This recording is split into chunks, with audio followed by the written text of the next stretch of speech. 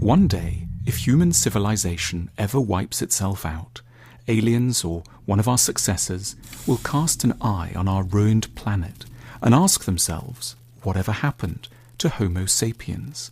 Their answer might look a little like this.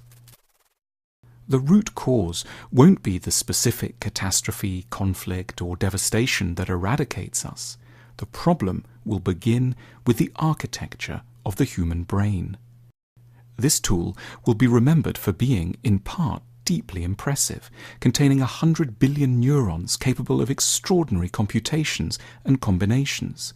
As aliens will note, a particular part of the mind, where our most dazzling thoughts unfolded, was known to neuroscientists as the neocortex, a part that in humans was many times larger than that found in any other species. This is what helped this hugely clever ape to produce the magic flute, Anna Karenina, Concord, and civilization. However, our alien friends will also note that the human mind contained another component, very influential but far less impressive, known as the reptilian brain, an aggressive, lustful, impulsive section of machinery with a great deal more in common with what might be found in a hyena or a small rodent. Because of this reptilian brain, Homo sapiens ended up with 3 grave problems. Firstly, tribalism.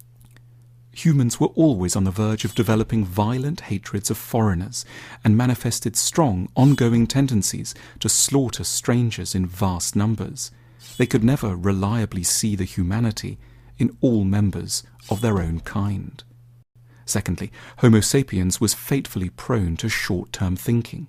Even when confronted by data, it could only imagine the near-term future, a few years at best, viewing the long-term as a chimerical and unreal state.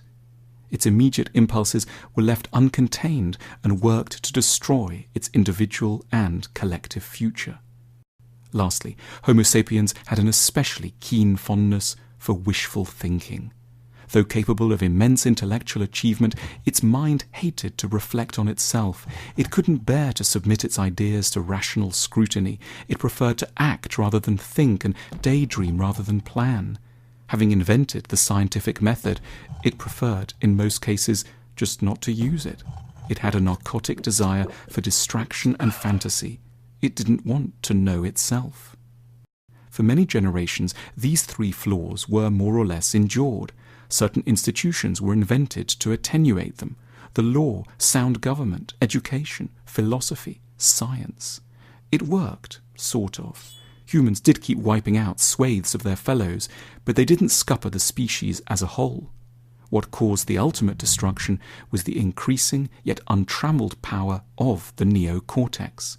This mighty tool eventually managed to capture fire, contain the elements, and give Homo sapiens a godlike power over the planet, while the animal overall still operated with reflexes as serene and gentle as those of a hyena. The cost of its mistakes grew ever larger. Its powers became uncontained, while its wisdom remained intermittent and fragile. Eventually, its might outpaced its capacity for self-control. It became a nuclear-armed rodent. There was one thing that might have saved humanity: love, and 3 varieties of love in particular. Firstly, the love of the stranger, the capacity to see the other as like oneself and worthy of the same mercy and charity. Secondly, the love of the unborn, the concern for those who do not as yet exist and whom one will never know, but whose lives one is shaping in the selfish present.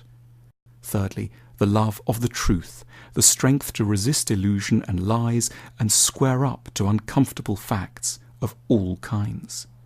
We don't need to be aliens of the future to understand all this. We can see the disaster scenario only too well right now.